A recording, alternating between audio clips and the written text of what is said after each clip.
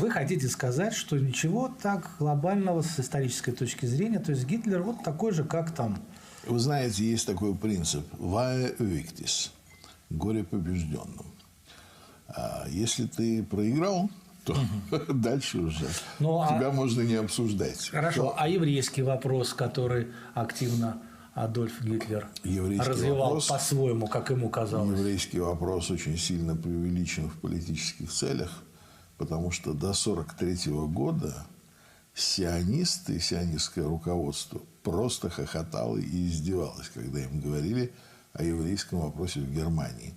Я это знаю из еврейских же источников, потому что на, не помню, каком по счету, 22-м, что ли, конгрессе сионистском в 1942 году, значит, в Иерусалиме, кстати, потому что тогда уже, так сказать, уже там была, так сказать, популяция, и там уже шли конгрессы.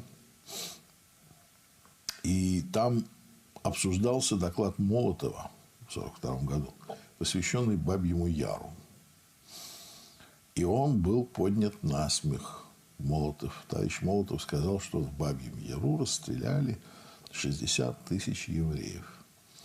А вот на что сионисты сказали: врет товарищ Молотов, во-первых, не евреев, а коммуняк, что справедливо.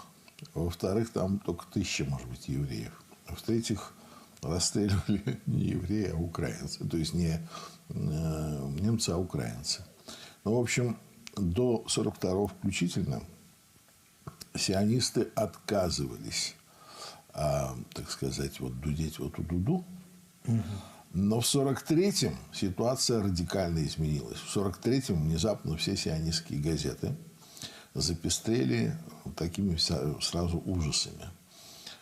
Почему? Потому что, американцы вошли в контакт с сионистским руководством и сказали, что, ребята, кончайте балаган и давайте переходить уже к серьезным размышлениям о послевоенной Европе. Ее нужно ставить на колени, на те самые, из которых она безуспешно рыпалась подняться. Вот. И, значит, вы будете главным инструментом в постановке этой Европы на колени.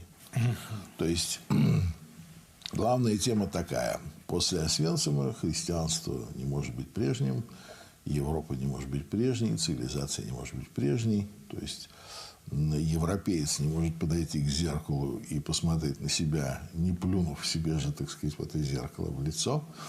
Вот, он должен просто постоянно испытывать комплекс вины. Ну, а немец должен просто рождаться уже с чувством вины и извиняться за то, что вот он знает немецкий язык. Хорошо. Я хотел бы тогда уточнить.